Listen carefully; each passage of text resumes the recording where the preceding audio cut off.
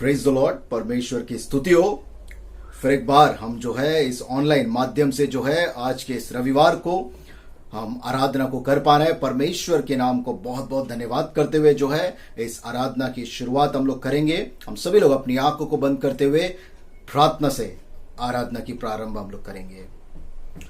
स्वर्गीय विराजमान पिता परमेश्वर, हम तेरा बहुत बहुत धन्यवाद करते हैं खुदावन। फिर एक बार प्रभु जी इस इतवार को हम सभी को तूने जोड़ा है ताकि तेरी आराधना को प्रभु जी हम कर सके, तेरे वचनों पर मनन कर सके पिता परमेश्वर, और तुझसे और करीब जुड़ सके खुदावन। प्रभु जी आज की जो आराधना है, आज का जो वचन है खुदावन, पिछले हफ्ते जो हमने सीखा परमेश्वर उसको कंटिन्यू करते हुए आज जब वचन हम सुनेंगे सही रीति से प्रभु जी सभी कुछ याद करके प्रभु जी हम अपने जीवन में एक नए बदलाव को लाने वाले हो सके खुदावन। प्रभु जी उसी रीति से हम प्रार्थना करते हैं खुदावन। हर एक जो ये वीडियो को देख रहा है, जो तेरे वचनों को सुन रहा है परमेश्वर, उनके जीवन में प्रभु जी एक नए बदलाव को लाते हुए एक नए आशीष को प्रभु जी तू देने के लिए हम मांगते हैं प्रभु जी। और तेरे दूसरे आगमन से पहले हम सभी लोग तैयार हो सके खुदावन। ऐसा आशीष प्रभु जी हमारे हर एक प्रभु जी मेंबर्स के ऊपर करने के लिए हम प्रार्थना करते हैं। आगे के सारे समय को मैं अपने आप को प्रभु जी तेरे पवित्र हाथों में सौंपते हुए प्रार्थना यीशु मसीह के नाम में मांगता हूं, सुन और कबूल कर प्रभु, आमीन। Praise the Lord. जैसे कि हम लोग जानते हैं कि आज जो वचन हम लोग सुनने वाले हैं वो लास्ट वीक का कंटिन्यूएशन पार्ट यानी पार्ट 2 करके जो है मैंने अनाउंस किया था, वही आज इस संडे को हम लोग सुनेंगे।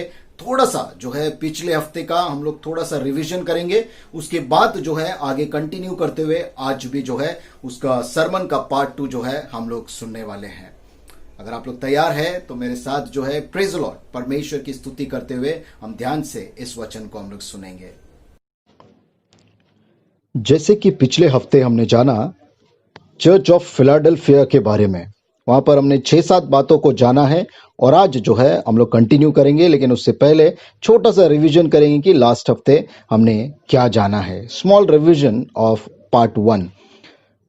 पहले पॉइंट में हमने जाना about the city of Philadelphia. ये शहर का मतलब ही है ब्रदरली लव यानी भाईचारे का जो है प्रेम। और जो है यहाँ पर एक हाईवेज ऐसे था कि एक कॉन्टिनेंट से दूसरे कॉन्टिनेंट को जोड़ता था। इसका एक उद्देश्य था जो हम लोग आगे जानेंगे। तीसरी बात हम लोग देखते हैं कि बहुत ही विशाल सुंदर बिल्डिंग्स, मंदिर जो है यहाँ पर जो है बसा हुआ था इस शहर में। और इस शहर बनने का एक उद्देश्य था, पर्पस था कि to spread the Greek culture. यूनानी जो सभ्यता है, ग्रीक कल्चर जो है स्प्रेड करने के लिए, अलग राज्यों में पहुंचाने के लिए जो है ये शहर बनाया गया था। लेकिन यहाँ पर एक कमजोरी थी, ड्रॉबैक ये था इस शहर का कि इसके जमीन के कारण, वातावरण के कारण जो है यहाँ पर फ्रीक्वेंट अर्थक्वेक होता था। यानी हमेशा आए दिन जो है यहाँ पर भूकंप का जो है साया मंडराता था, जिसके कारण बहुत सारे लोग जो है शहर छोड़ के चले जाते थे। कुछ लोग वापस आते, कुछ लोग नहीं आते, लेकिन फिर भी ये शहर में बहुत सारे लोग बसे हुए थे। जब भी बड़ा अर्थक्वेक होता वो बाहर चले जाते दूसरे शहर में, लेकिन वापस से लौट कर आ जाते जब स्थिति अच्छा हो जाता। ये शहर के बारे में है। और ऐसा इस शहर में जो है हमारा कलीसिया, जो चर्च ऑफ फिलाडेल्फिया जिसको यीशु मसीह पत्र लिखता है, वो बसा है। सेकेंड पॉइंट हमने जाना introduction of Jesus Christ to the church, यानी यीशु मसीह अपने आप को किस रीति से दर्शाता है इस कलीसिया को। 4 बातों को हमने देखा। ही इज होली, वो पत्र लिखता है जो पवित्र है, जो सत्य है, सत्य यानी प्रामाणिक है, जिसके पास जो है दाऊद का जो वो कुंजिया, की ऑफ डेविड दर्शाता है कि मैसाइनिक थ्रोन यानी कि मसीही वंशज में से जो है दाऊद के वंशज से जो मसीह आने वाला है, उस अथॉरिटी को, उस अधिकार को दर्शाता है। और चाबी उसके पास है, यानी वो ओनर है, वो ऑथर है और वो जो है इसका अधिकारी है, ये दर्शाता है। और चौथा बात इसमें जानते हैं, यीशु मसीह के पास वो पावर है, जो वो द्वार बंद करता है कोई भी जो है खोल नहीं सकता, और जो खोलता है तो कोई भी जो है उस द्वार को बंद नहीं कर सकता। एक पूरे अधिकार के साथ यीशु मसीह जो है ये पत्र में जो है लिखना और बताना चाहता है। तीसरा हमने जाना ओपन डोर यानी खुला द्वार। यहाँ पर यीशु मसीह एक खुले द्वार का वर्णन करता है, कलीसिया से कहता है मैं तुम्हारे लिए एक द्वार को जो है खोल कर रखा हूं। वो क्या द्वार है अगर हम लोग जानेंगे, ये 3 बातों में हम देख सकते हैं। वो द्वार था एक अपॉर्चुनिटी, एक मौका परमेश्वर की सेवकाई, यानी दूसरों की मदद करें और लोगों के जीवन में कार्य को करें, परमेश्वर के नाम को पहुंचाए। और जो है 3 हिस्सों में जो है हम लोग इसको समझ सकते हैं। पहला तो सर्विस एंड मिनिस्ट्री, यानी परमेश्वर का सेवकाई, लोगों तक मदद को पहुंचाना। दूसरा था it's a guarantee entrance to heaven, यानी कि वो लोगों को एक वरदान, एक आशीर्वाद परमेश्वर ने दिया। ये दरवाजा दर्शाता है कि उद्धार के दरवाजे को यीशु मसीह ने उनके लिए खोल दिया, यानी कि इटर्नल सिक्योरिटी, अनंत काल का जो एक जीवन है उनके लिए जो है गारंटी करके जो है ये ओपन डोर यानी खुला द्वार दर्शाता है। और तीसरा जो है हम लोग समझ सकते हैं, this is an opportunity to share Christ, परमेश्वर यीशु मसीह के बारे में उसका गॉस्पल, उसके वचन को जो है बताने के लिए जो है ये द्वार खुला है। जैसे वो शहर बना था ग्रीक कल्चर को बांटने के लिए, और अब यीशु मसीह इस चर्च को जो है ओपन डोर या खुला द्वार देता है ताकि यीशु मसीह के नाम को जो है वो आगे तक फैला सके। चौथा बात हमने देखा, ये कार्य जो है उनके लिए आसान नहीं था, क्योंकि हम देखते हैं उनके जीवन में ऐसे 2 रुकावटें थे, 2 ऑब्स्टिकल्स जिनका सामना उन्होंने किया। फर्स्ट वचन कहता है they were in less power, यानी उनका सामर्थ, उनका ताकत बहुत कम था। हो सकता है वो लोग कम है, हो सकता है उनमें टैलेंट कम है, लेकिन ऑलराउंड में हम लोग देखते हैं उनका ताकत या उनका सामर्थ्य जो है कम था, लेकिन फिर भी वो जो है अपने कार्य को बहुत अच्छे रीति से निभाए। और जो है दूसरा रुकावट जो है परसिक्यूशन फ्रॉम ज्यूस, यानी यहूदी लोग उनके ऊपर बहुत अत्याचार कर रहे थे, लेकिन उनका ध्यान इन रुकावटों पर नहीं था, लेकिन परमेश्वर के नाम को पहुंचाने पर, परमेश्वर के नाम को जो है आगे ले जाने में उनका ध्यान, उनका फोकस था। इसलिए 5वीं बात हम लोग जानते हैं कि फेथफुलनेस ऑफ चर्च और बिलीवर्स, क्या विश्वास इन्होंने दर्शाया है, कैसे दर्शाया है, 3 चीजों में इसको जानते हैं। वो यीशु मसीह के सिखावट को, उनकी बातों को बहुत अच्छे रीति से पालन किया, इन अत्याचारों के, कमजोरियों के बीच में भी उन्होंने यीशु मसीह के नाम को कभी नकारा नहीं, उस नाम को वो आगे लेके चले, और हर चीज को उन्होंने बहुत सहनशीलता से, धीरज से जो है सहा। ये इस बात का तारीफ जो है यीशु मसीह करता है। भले कितने भी रुकावटें आए, लेकिन उनका ध्यान, उनका फोकस परमेश्वर के राज्य पर था, उनके नाम पर था करके ये वचन बताता है। 6th बात जो है हम लोग ने देखा, वचन में लिखा है there will be a time of trouble. Yeshu मसीह कहता है ऐसा समय आने वाला है जो सारे पृथ्वी के लोगों के ऊपर वो कठिन परेशानी, कठिन समय, जिसको हम लोग ट्रिबुलेशन कह सकते हैं, टाइम ऑफ ट्रबल यानी अत्याचार का समय आने वाला है। लेकिन इस चर्च से यीशु मसीह कहता है आप लोग जो है, ये कलीसिया उस ट्रिबुलेशन से, उस समय से, उस अत्याचार से जो है बचा लिए जाएंगे, क्योंकि अभी तक उन्होंने विश्वास को थामे रखा है, इसलिए आने वाला अत्याचार से जो है परमेश्वर उनको बचाने वाला है। 2 चीज ये वचन दर्शाता है। पहला है रैप्चर, यानी कुछ लोगों को यीशु मसीह जो है चुन के जो है इस आने वाला जो व्याधि है, आने वाला जो अत्याचार का समय है, जो सारे लोगों पर आने वाला है, उससे बचा लेगा। रैप्चर यानी सीधा यीशु मसीह उठा लेगा। और सेकेंड कमिंग ऑफ जीसस, ये वचन दर्शाता है यीशु मसीह का पुनरागमन होने तक क्या हम लोग तैयार होंगे यीशु मसीह के साथ जाने के लिए, या हम लोग नरक के लिए तैयार हैं, या यीशु मसीह के साथ स्वर्ग राज्य जाने के लिए तैयार है। उस कलीसिया के जरिए हमारे सामने भी जो है ये वचन जो है हमारे सामने एक सवाल को छोड़ जाता है और दर्शाता है ये टाइम ऑफ ट्रिबुलेशन हर एक मसीहों पर आने वाला है, हर एक लोगों पर आने वाला है। लेकिन एक वार्निंग ये देता है, आर वी द वन, क्या हम भी वो लोगों में से है जो रैप्चर में या सेकेंड कमिंग जब होगा हम भी बचा लिए जाएंगे, या हमको सजा के हम लोग भागीदार होने वाले हैं। यहां तक हम लोग ने देखा। आगे का भाग जो है हम लोग देखेंगे, इसको जो है हम लोग ने बहुत अच्छे रीति से देखा। पैंडेमिक, आज का जो सिचुएशन है उसके ऊपर बहुत अच्छे से जो है वचन समझाने की कोशिश करता है। ये हम लोग जो है वीडियो में जानने की कोशिश करेंगे आगे। Yes my dear Christians, listen to this carefully, ध्यान से इस बात को सुनिए। अंतिम समय बहुत निकट है और इसका ट्रेलर हम लोग आज देख रहे हैं। ये जो वायरस, ये जो पैंडेमिक सिचुएशन है, अभी तक जो है हिस्टोरिक, आप हिस्ट्री देख लीजिए, वर्ल्ड वॉर देख लीजिए, हर एक फ्लू देख लीजिए, हर एक प्लेग आप देख लीजिए, कुछ राज्यों में, कुछ कंट्रीज में जो है हम लोग देख सकते हैं कि विनाश हुआ है, या कुछ कंट्रीज में हम लोग देख सकते हैं उसका इंपैक्ट हुआ है। लेकिन आज ये वायरस, ये पैंडेमिक सिचुएशन बहुतायत से, हिस्टोरिकली हम लोग देख सकते हैं बहुत ही तगड़ा ये पैंडेमिक सिचुएशन है, क्योंकि धरती के हर एक पार्ट को ये छू रहा है। भले बहुत सारे लोगों ने जो है प्रिकॉशंस लेके अपनी हालत को सुधारा है, लेकिन कहीं ना कहीं ये सच्चाई हम सभी को मालूम है, ये कोरोना वायरस, ये कोविड-19 जो है बहुत देशों में हर एक लोगों पर इंपैक्ट को कर रहा है, डर को लेकर आ रहा है। एक सच्चाई है इसमें, और मैं मानता हूं कि ये जो है परमेश्वर अलाउ नहीं किया होता तो ये नहीं होता है। This is a trailer of the coming persecution. ये कुछ भी नहीं है। मैं ये नहीं कह रहा हूं कि वो अंतिम समय या अंतिम अत्याचार शुरू हो चुका है, लेकिन मैं ये जरूर कहूंगा कि ये एक ट्रेलर है, ये एक ट्रेलर है, क्योंकि इसके बाद ऐसा जो है टाइम आने वाला है जहां पर हम सभी लोग जो है रोएंगे, तड़पेंगे।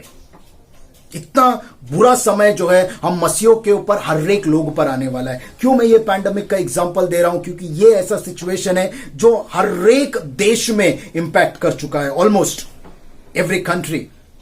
और सबको, अगर इफेक्ट नहीं भी हुआ है, सब लोगों ने उसके बारे में सुना, उसके बारे में जो है एक डर को महसूस किया है। This is the trailer of the coming persecution. इसलिए आज यीशु मसीह जो है इस अध्याय के माध्यम से रेवलेशन की किताब से कहता है अंतिम समय निकट है।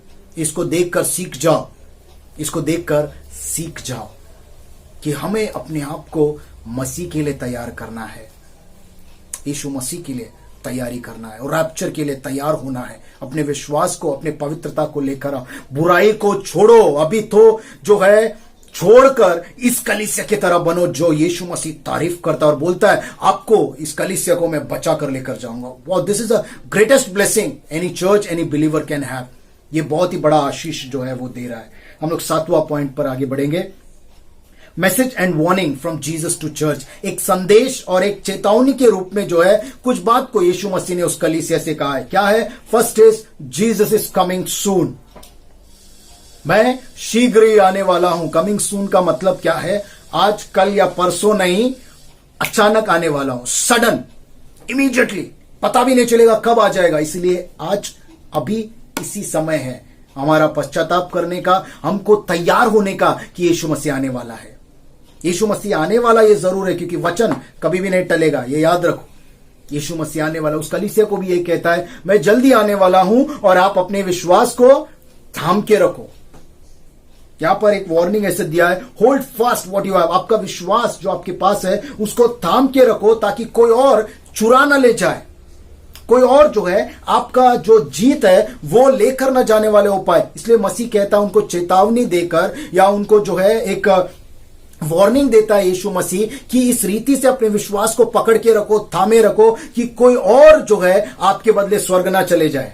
यीशु मसीह का वचन कहता है जो पहले है वो लास्ट हो जाएंगे, जो लास्ट है वो फर्स्ट हो जाएंगे। हो सकता है हम मसीह लोग पहले से मसीह है, बहुत कॉन्फिडेंट है, हम लोग क्रिश्चियन है, लेकिन ऐसा कोई जरूरी नहीं कि हम लोग स्वर्ग जाएंगे। वही यीशु मसीह बताता है, विश्वास को जो आखिर तक थामता है वही स्वर्ग जाता है। नहीं तो आपका जो प्राइज है, आपका जो रिवॉर्ड है, आपका जो जीत है वो दूसरे को दे दिया जाएगा। दूसरा उसको चुरा सकता है। अगर वो अपने विश्वास को और तगड़ा करेगा, अंतिम समय तक अगर अपने विश्वास को वो बनाए रखेगा तो। This is what God is saying to the church. ये कलीसिया को जो है यही वार्निंग और ये संदेश जो है यीशु मसीह उस कलीसिया को दे रहा है, और हमें भी यही संदेश जो है यीशु मसीह दे रहा है। और अंत में हम लोग देखते हैं जैसे हर कलीसिया को रिवॉर्ड, जो ओवरकम करता है, जो जीत पाता है, जो विश्वास थाम के रखता है, उनके लिए इनाम हर कलीसिया को जो है यीशु मसीह ने कहा यहां पर इनाम बहुत बढ़िया है। बहुत सुंदर रीति से जो है एक रिवॉर्ड जो है एक इनाम जो यीशु मसीह विश्वासियों को देता है, बहुत अच्छे से वर्णन किया है। हम लोग इसको देखेंगे। मेरा 8वां पॉइंट है promise of reward from Jesus. Yeshu Masih की ओर से जो है इनाम की घोषणा की गई। यीशु मसीह की ओर से 4 रिवॉर्ड्स, 4 इनाम जो है विश्वासियों को देने की बात यीशु मसीह कहता है। This is the heavenly things, please try to understand this. क्योंकि रेवलेशन ऐसा किताब है, हर चीज को जो है हमारे जीवन में समझना बहुत जरूरी है। पढ़ के जो है वो हम लोग नहीं समझ सकते हैं, इसीलिए कोशिश कर रहा हूं और एक चीज जो है थोड़ा सा डिस्क्राइब कर सकूं, क्योंकि ये जरूरी है अंतिम समय से पहले कि हम लोग इस किताब को जो है मनन कर सकें और सही रीति से इस वचन को समझ सकें। क्या 4 बातें जो है यीशु मसीह कहता है, 4 rewards Jesus is promising. First is I will make him a pillar in God's temple.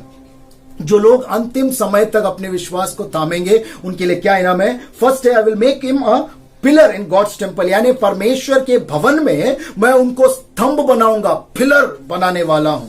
ये पिलर का बहुत अच्छा डिस्क्रिप्शन इस कलीसिया को समझेगा, हमें भी समझना है। क्यों पता है क्यों ये पिलर कहा गया है? जैसे मैंने कहा, फिलाडेल्फिया शहर जो है अर्थक्वेक पीड़ित था, हमेशा जो है अर्थक्वेक आता था, लेकिन उस अर्थक्वेक में बहुत सारे बिल्डिंग्स, बहुत सारे छोटे छोटे घर गिर जाते थे, लेकिन जो विशाल मंदिर है, जो अपने ऊंचे स्तंभ पर खड़े हैं, उनका पिलर्स और वो मंदिर जो है स्ट्रांगली जो है वो खड़े रहते थे। कोई भी भूकंप में जो है उसको वो जो है नष्ट नहीं होता था। इसलिए यीशु मसीह कहता है I will make the pillar of God's temple, वैसा स्तंभ परमेश्वर के भवन में मैं आपको बनाने वाला हूं।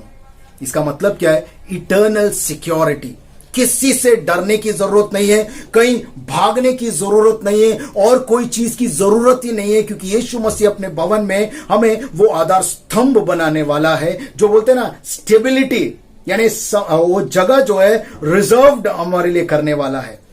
भले कुछ भी गलत हो जाए हमारे इर्द गिर्द, लेकिन हम लोग कभी भी नहीं गिरेंगे। इसलिए कहता है pillar in the God's temple. Yeshu Masih के भवन में हम लोग को स्तंभ बनाने का, स्तंभ खुद हम लोग को बनने का मौका यीशु मसीह देता है इनाम में। दूसरा हम लोग देखते हैं, I will write on him the name of my God, मेरे परमेश्वर का नाम जो है उन पर मैं लिखने वाला हूं, जो विश्वास थामे रहेंगे उनके ऊपर। ये जो है एक रिवॉर्ड है। What it signifies? It signifies eternal ownership. Yeshu परमेश्वर का नाम लिखना यानी परमेश्वर का एक स्टैंप लगा देना कि ये परमेश्वर के बच्चे हैं। The God is the owner of this people. ये एक ओनरशिप है जो परमेश्वर का जो है नाम को स्टैंप करना, यानी कि हम लोग परमेश्वर के हैं, ये दर्शाया जाएगा। और सेकंड है it is a part of honour. ये एक सम्मान को दर्शाता है, क्योंकि उन दिनों में एंशिएंट टाइम्स में जो है जो भी बड़े महान कार्य करते थे, बहुत राजा लोग जो अच्छे अच्छे कार्य करते थे, सेंट्स लोग जो अच्छे कामों को करके देश को बचाते थे या बहुत ही बड़ा काम करते थे, उनका नाम जो है पिलर के ऊपर इंस्क्राइब किया जाता था, उन स्तंभ के ऊपर लिखा जाता था उस मंदिर में। और यीशु मसीह जो है उसी को दर्शाते हुए यहां पर कहता है परमेश्वर के भवन में तुमको वो स्तंभ बनाऊंगा और तुम्हारा नाम, परमेश्वर का नाम जो है आप पर स्टैंप किया जाएगा। वाह, it's a honour and it's a sign of ownership कि हम लोग परमेश्वर के हैं। परमेश्वर हमको मोल ले लेगा और परमेश्वर जो है हमको सम्मान करने वाला है इस रीति से कि ये भी मेरा ग्रेट पर्सन है, ये भी मेरा महान जो है एक सेवक है करके जो है हमें पहचान दिलाएगा। और तीसरा है I will write on him the name of the city of my God the new Jerusalem. मैं उस पे जो है नए शहर का, नए यरूशलेम जो परमेश्वर का अपना खुद का शहर माना जाता है, new Jerusalem coming out of haven, स्वर्ग से नया यरूशलेम आएगा। इसके बारे में रेवलेशन के आगे के अध्यायों में हम लोग बहुत विस्तार में हम लोग पढ़ेंगे। यहां पर फिलहाल हम लोग समझेंगे न्यू जेरूसलेम में जो है वहां पर लिखा है I will write on him the name of the city of my God. वो नया शहर का नाम मैं उस पर लिखूंगा। इसका मतलब है नए शहर का रहीवासी हम लोग हो जाएंगे। We will get the citizenship of the kingdom of God. हम लोग को नागरिकता मिल जाएगी। This is the Aadhaar card. जैसे इंडिया में रहने आधार कार्ड का जरूरत है, वही आधार कार्ड जो है यहां पर हम लोग देख सकते हैं। सिटीजनशिप, उनके ऊपर नया जेरूसलेम जो स्वर्ग से आएगा, परमेश्वर का राज्य उनके ऊपर लिखेगा। इसका मतलब ही है कि हमको किंगडम का सिटीजनशिप, परमेश्वर के राज्य का नागरिकता, आधार कार्ड परमेश्वर जो है देने वाला है। We will be a permanent citizens of the kingdom of God. और रेवलेशन 21-22 में हम लोग इसके बारे में और विस्तार से जानेंगे। फोर्थ प्राइज या फोर्थ रिवॉर्ड ऐसा है, I will write on him my new name, मेरा नया नाम जो है उसके ऊपर लिखने वाला। अब नया नाम का मतलब क्या है? This is the eternal infinite relationship with Jesus. ये एक नया रिश्ता यीशु मसीह कायम करने, नया नाम जो है मैं आप पर लिखूंगा। इसका मतलब क्या है? यीशु मसीह को हम लोग उस तरीके से देखेंगे फेस टू फेस जो धरती पे हम लोग इमेजिन भी नहीं कर सकते। अभी भी हम लोग इतना यीशु मसीह पर विश्वास करके प्रार्थना कर रहे हैं, वो दयालु है, सामर्थ्य है, उससे कहीं ज्यादा महिमा में हम लोग यीशु मसीह को देखने वाले हैं। यही वो डिस्क्राइब करता है, नया नाम, नया रिलेशनशिप। ये इटर्नल रिलेशनशिप है, ये अनंतकालीन रिश्ता जो है यीशु मसीह हमसे जोड़ने वाला है करके जो है वचन हमको बताता है। फुलनेस ऑफ हिज कैरेक्टर, उसकी पूरी महिमा में हम लोग यीशु मसीह को जो है देखने वाले हैं। और this is a blessing, this is our, बोलते ना, हमको परमेश्वर ने बहुत बड़ा भाग्य दिया है। बहुत सारे लोग जो है इस रिवॉर्ड को जो है शायद अभी समझ नहीं पा रहे हैं, क्योंकि हेवनली ब्लेसिंग है, प्रैक्टिकलिटी कुछ भी नहीं। यार क्या बोल रहे हैं, स्वर्ग में ऐसा होने वाला, but this is the truth. क्योंकि यीशु मसीह का वचन कहता है, पूरा दुनिया भले नष्ट हो जाए लेकिन मेरा वचन कभी न टलेगा। और परमेश्वर के बारे में मतलब ये स्वर्गीय बात, स्पिरिचुअल बात, हेवनली ब्लेसिंग्स, वही तो यीशु मसीह जो है यहां पर कहने की कोशिश कर रहा है। एंड दिस इज व्हाट, और यहां पर एक बात जो समझना जरूरी है कि हमारा ध्यान किन चीजों के ऊपर, क्यों हमको ये समझ नहीं रहा है, क्यों हमको जो है ये बोरिंग लग रहा है या इसमें मजा नहीं आ रहा है? Because we are focusing on the temporal things. हम लोग इस धरती के मटेरियल थिंग्स में, सांसारिक बातों में फंसे हुए हैं, जबकि हमारा ध्यान इटर्नल थिंग्स, स्वर्गीय बातों, अनंतकालीन बातों में होना अति आवश्यक है। बिकॉज हमारा डेस्टिनी, हमारा अंतिम स्थान तो स्वर्गीय है, यीशु मसीह के पास ही है। इसलिए उन चीजों को आज ही समझना बहुत ज्यादा जरूरी है। अगर अभी नहीं समझ में आया है तो आप वापस से बाइबल को खोलिए, वापस पढ़िए, वापस वीडियो को देखिए अगर नहीं समझ में आता है, क्योंकि इसमें टेस्ट, इसमें रुचि लेना बहुत जरूरी है, क्योंकि यही हमारा भाग्य है। This is our destiny. हमको जाना स्वर्ग में ही है, हमको जाना स्पिरिचुअली ही है। अगर बोरिंग लग रहा है फिर भी इसको समझना, सीखना, और वो दिन आने से पहले ही हमें जो है इसको समझना बहुत जरूरी है।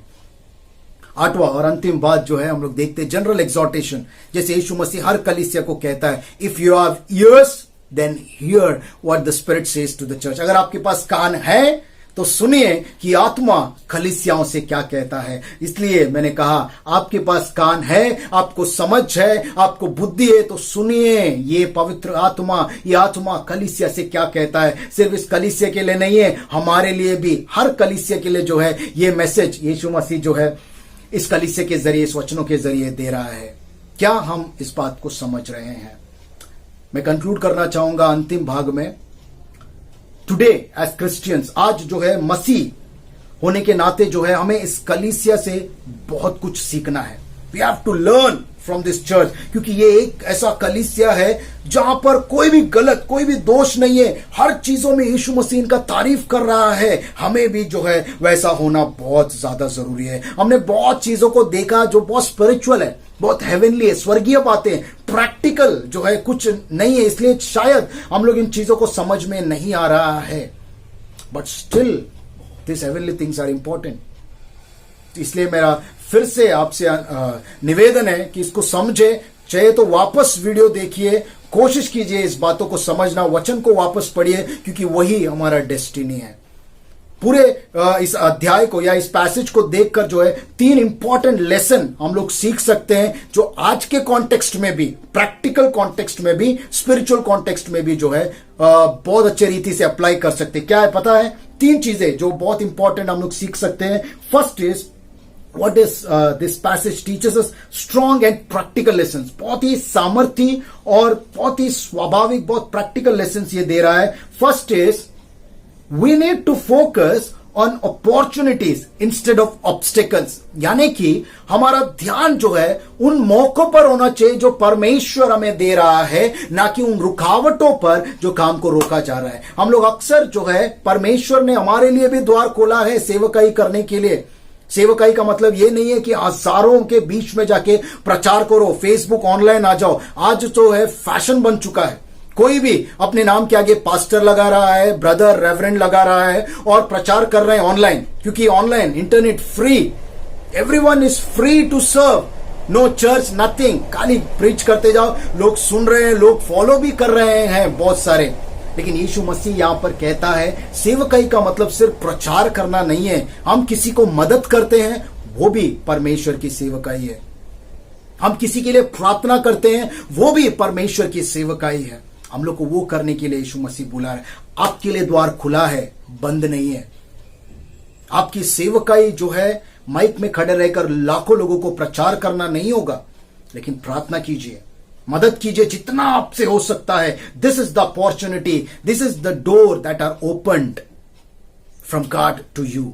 आपके लिए द्वार खुला है, लेकिन आपका ध्यान जो है उन रुकावटों पर मत देखिए। क्यों मालूम है मैं ये कह रहा हूं? दूसरा हम लोग पॉइंट देखकर जो है हम लोग समझेंगे। Second is we need to focus on faithfulness instead of fear. हमें जो है हमारे फेथफुलनेस का मतलब है परमेश्वर के कार्य, परमेश्वर का विश्वास योग्यता, उसके विश्वास, उसके कार्य पर ध्यान देना है कि हम लोग क्या करें, कैसे करें, परमेश्वर के वचन को कैसे लेकर जाए, कैसे बांटे, हम अपने आप को परमेश्वर के वचन में कैसे डाले, भय से नहीं। हमारा ध्यान डर के ऊपर है। क्यों मालूम है? आज इस लॉकडाउन के समय में, जैसे मैंने कहा, हम लोग ऑब्स्टेकल या हम लोग रुकावटों को देख रहे हैं, हम लोग डर में जी रहे हैं। और यीशु मसीह कहता है हमारा ध्यान डर पर नहीं, हमारे कामों पर, हमारे कार्यों पर होना जरूरी है। आज इस लॉकडाउन में क्या डर है हम लोग को? जॉब रहेगा या नहीं रहेगा, जॉब सिक्योरिटी, जॉब गया तो नया जॉब कहां से मिलेगा, ये सबको टेंशन है। अब सैलरी मिल रहा है, आधा मिलेगा, पूरा मिलेगा, बाद में कट होगा, कंपनी बंद होगा, क्या होने वाला है, मेरा फाइनेंसेस हिल जाएगा, मेरे बच्चों का स्कूल रह जाने वाला है, क्या होगा, बच्चों को ऑनलाइन नहीं आ रहा है, समझ में पता नहीं क्या हो रहा है। हम लोग का ध्यान जो है सिर्फ इन्हीं बातों के ऊपर है, और एक डर को हम लोग ने अंदर जो है पैदा कर लिया है कि क्या होने वाला है। इस लॉकडाउन खत्म होते होते पता नहीं कितना नुकसान हमारा होने वाला है, कितना हमको जो है मिलने वाला है, कितना नहीं। हम लोग जब सब जो है संसारिक बातों पर अपना फोकस है, परमेश्वर का वचन कहता है इस चीज को छोड़कर जो है परमेश्वर की बातों के ऊपर जो है मनन करो। ये पैंडेमिक सिचुएशन क्यों आया है मालूम है? ये सब चीजें क्यों हमारे जीवन में आया? ताकि हमारा ध्यान इन चीजों पर से हटकर ऐसी चीजों पर जाए, क्या मैं तैयार हूं? ये पैंडेमिक सिचुएशन अगर डर आना है तो मौत का डर आना जरूरी है। इतना कॉन्फिडेंट हमको बनना है। ये पैंडेमिक सिचुएशन को यूज करो, लॉकडाउन को यूज करो परमेश्वर के वचनों में, उसके विश्वास में बढ़ने के लिए। क्यों मैं ये कह रहा हूं? क्योंकि अंतिम दिन आने वाला है, अत्याचार का दिन आने वाला है, लोगों के ऊपर जो है दुख सताव के दिन आने वाले हैं, रैप्चर होने वाला है, परमेश्वर का जो है सेकेंड कमिंग आने वाला है। उससे पहले हम अपने आप को तैयार करना जरूरी है। क्यों मैं ये कह रहा हूं? हो सकता है कोविड-19 पॉजिटिव से बहुत लोग मर चुके हैं, और बहुत लोग ये डर में हैं कि हम लोग के ऊपर कभी ये प्रभाव होगा और हम लोग भी शायद मर जाएंगे, हम लोग भी बीमार होंगे, हम लोग क्वारंटाइन होंगे। ये सब बातों में हम लोग फंसे हुए हैं। लेकिन मैं आपको एक चैलेंज देना चाहता हूं, भले आप, आपका परिवार, हमारे बच्चे, हम लोग भले आज जो है इस दिन में मर जाएं, लेकिन फिर भी क्या हम लोग परमेश्वर के राज्य को देखेंगे? क्योंकि मरने से पहले ही हमें तैयार होना जरूरी है। हम लोग जो है इस क्वारंटाइन के बाद, लॉकडाउन के बाद और क्या क्या करना है, कैसे जॉब को बचाना है, कैसे क्या क्या करना है, ये सब प्लानिंग कर रहे हैं। लेकिन कभी ये हमने सोचा है? शायद ये पैंडेमिक के बाद, ये लॉकडाउन के बाद हम लोग नया दिन देखे ही ना। क्या हम लोग तैयार हैं परमेश्वर के राज्य के लिए? This is what Jesus is saying. ये वो समय नहीं है कि हम लोग क्या क्या आने वाले दिन में करेंगे। हम, ये वो समय है कि परमेश्वर के नजदीक मैं हूं या नहीं। क्या रैप्चर में यीशु मसीह मुझे लेकर जाएगा? क्या मैं स्वर्ग के लायक हूं या नहीं हूं? This is the time to analyse ourselves. इस लॉकडाउन, इस क्वारंटाइन को इस्तेमाल करो, वेस्ट मत जाने दो। क्योंकि परमेश्वर का वचन कहता है जो इन चीजों के ऊपर जो है परमेश्वर की बातों पर फोकस करता है, उनसे हर एक डर को परमेश्वर हटा देगा। हालेलुया। हर एक डर को हटा देगा, हर एक रुकावटों को घुटने टेकवा देगा। ये वचन कहता है, वही तो वचन कह रहा है। डर को हटा दिया, भविष्य का डर हटा दिया है, पास्ट का डर हटा दिया है यीशु मसीह ने। और तीसरा हम लोग देखते हैं, we need to focus on eternal things instead of temporal things. इसलिए मैंने कहा हम लोग अक्सर जो है संसारिक बातों के बारे में ज्यादा सोच रहे हैं। Yes, you plan everything, but before that क्या स्वर्ग के लिए मैं तैयार हूं? क्या मेरा परिवार तैयार है? क्या मेरे बच्चे तैयार है? आज अगर अंतिम समय आएगा तो क्या मैं यीशु मसीह के साथ स्वर्ग राज्य में होने वाला हूं? प्रिपेयर, उसके लिए तैयारी करो। ये पैंडेमिक, ये लॉकडाउन, ये क्वारंटाइन तैयारी के लिए है और कुछ नहीं। आपको नष्ट करने के लिए, आपको खत्म करने के लिए। ये सब मत सोचो। नया जॉब भी परमेश्वर देने वाला है। जो भी जॉब खोए हैं, ये ध्यान से सुनो, बहुत जल्द आपको नया जॉब मिलने वाला है। बट ये क्वारंटाइन, ये लॉकडाउन का समय को इस्तेमाल करो यीशु मसीह के पास आने के लिए, उस क्रूस के पास आने के लिए, उसके कार्य को करने के लिए, उसके विश्वास में और आगे बढ़ने के लिए। We have to be ready for the kingdom of God. वो सताव के समय के लिए क्या हम लोग तैयार हैं? क्या स्वर्ग के लिए हम लोग तैयार हैं? वो कलीसिया तैयार था, चर्च ऑफ फिलाडेल्फिया। इसलिए यीशु मसीह कहता है, इस कलीसिया का चुनाव यीशु मसीह ने किया। मैं तुमको बचा लूंगा। मैं तुम्हारे जीवन में एक भी नेगेटिव बातें उसके खिलाफ यीशु मसीह के पास है ही नहीं। आज हमको भी वैसा बनना है। क्या यीशु मसीह मुझको देखकर क्या दोष लगा सकता है? क्या नेगेटिव चीजें निकाल, बाहर फेंको उस गंदगी को, क्योंकि आप इस गंदगी के साथ स्वर्ग में नहीं जा सकते, जो अंतिम दिन बहुत जल्द आने वाला है। This is the word, this is the prophetic word which God is revealing. आज पता नहीं मैं क्यों ये सब बोल रहा हूं, but still God is revealing this. समय बहुत हो गया है, लेकिन फिर भी मैं ये बात कह रहा हूं। पता नहीं, spirit is leading me to tell this. बहुत जल्द आने वाला है। तो ये pandemic, this is a trailer. ये समय है कि उस चीज, आज बहुत लोग ये सोच रहे हैं प्रेयर ही कर सकते हैं या और क्या कर सकते हैं हम लोग। प्रेयर करके जो है परमेश्वर के पास आओ, उसके वचन में जाओ, प्रार्थना योद्धा बनो। मजाक नहीं है ये, this is not a joke. We need to become like the church of Philadelphia. उसका ब्लेसिंग को हमको पाना बहुत जरूरी है। यस, क्या हम लोग हमारे जीवन में जब यीशु मसीह देखता है, क्या दोष देखेगा या हमारे जीवन से यीशु मसीह खुश होगा? ये सवाल चर्च ऑफ फिलाडेल्फिया के जरिए हमें पूछता है। इसलिए टाइटल ऐसे कहा था, कहता है church of Philadelphia, faithful and the blameless church. विश्वास योग्य, कार्य करने वाला और दोष रहित। क्या हम भी वैसे हैं? ये सोचने का ये समय है। This is the time to analyse ourselves. जब यीशु मसीह मुझे देखेगा तो मैं दोष रहित रहूंगा कि नहीं रहूंगा? मैं पवित्र रहूंगा या नहीं रहूंगा? अगर नहीं है तो समय है तैयार होने का। परमेश्वर आपके जीवन में आशीष करे और इन वचनों से आपसे बात करे एक नए बदलाव के लिए। आमीन।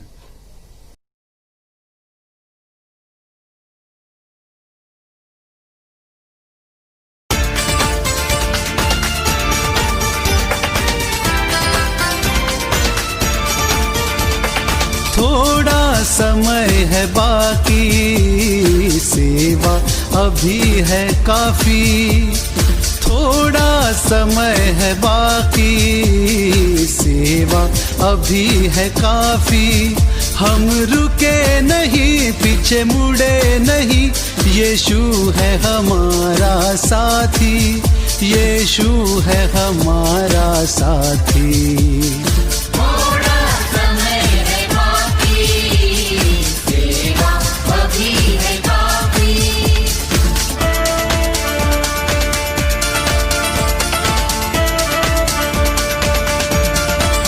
संदेश सुना के जाना, सेवा से नहीं शर्माना। संदेश सुना के जाना, सेवा से नहीं शर्माना। चाहे जग हमें रोके, चाहे दुख के झकोरे, हमें देगा वो भरपूर शांति, हमें देगा वो भरपूर शांति।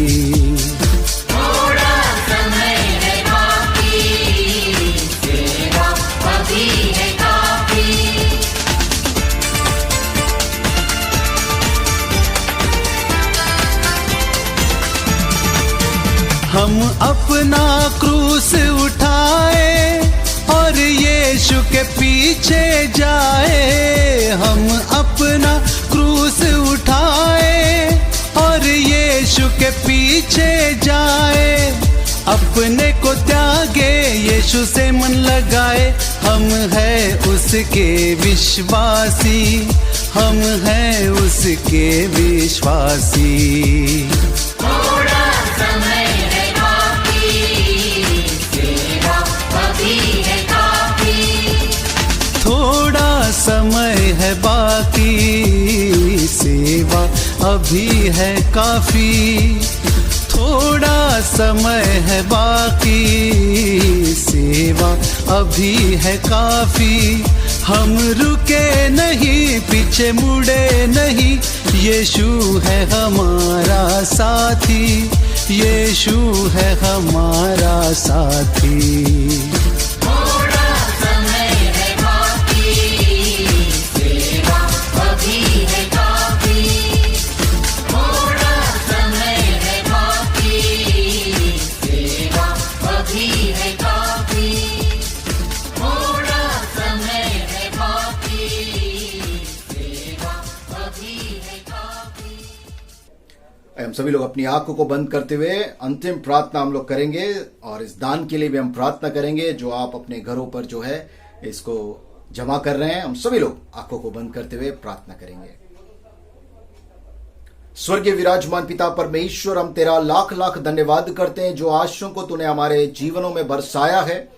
इस पूर्ण महामारी के बीच में हम सभी को तूने बचा कर रखा है, बहुत बहुत धन्यवाद करते हैं खुदावन।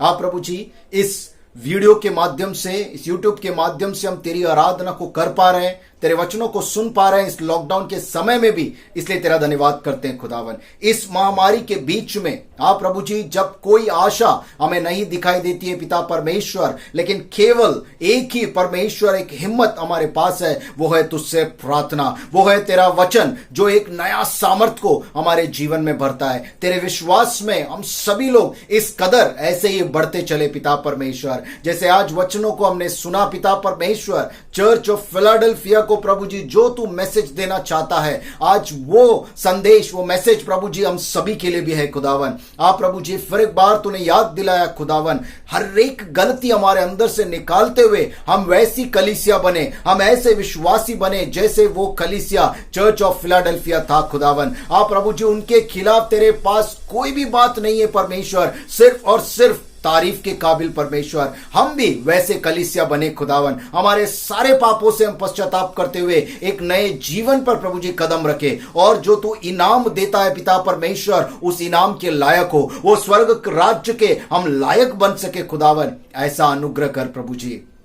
हाँ प्रभु जी उसी रीति से एक चेतावनी, एक वार्निंग को तू दिया परमेश्वर इस वचनों के जरिए से। हाँ परमेश्वर ये जो व्याधि, ये कोरोना वायरस जो आया है परमेश्वर प्रभु जी, हाँ खुदावन ये सिर्फ एक ट्रेलर की रीति में है परमेश्वर, लेकिन आने वाला प्रभु जी जो एक महा ट्रिबुलेशन है प्रभु जी, एक प्रभु जी बहुत बड़ा प्रभु जी कठिनाई, परेशानी का समय, अत्याचार का समय हम सभी इस धरती के सभी लोगों पर आने वाला ये वचन हमें बताता है परमेश्वर। लेकिन इस कलीसिया को प्रभु जी, चर्च ऑफ फिलाडेल्फिया को तूने उस ट्रिबुलेशन से बचा लिया परमेश्वर। हम भी वैसे लोग हो सके खुदावन। आप प्रभु जी ऐसे परेशानी से खुदावन हम भी रैप्चर हो सके खुदावन, तेरे अच्छे लोगों में से हमारी भी गिनती हो सके परमेश्वर। अगर अभी तक नहीं हुआ परमेश्वर, हम तेरे पुनरागमन से पहले हम अपने आप को तैयार करेंगे प्रभु जी, क्योंकि ये प्रभु जी हो सकता है आने वाला जो महा प्रभु जी एक ट्रिबुलेशन, एक संकट का समय जो सब पर आने वाला है वो 7 ही साल है परमेश्वर। लेकिन फिर भी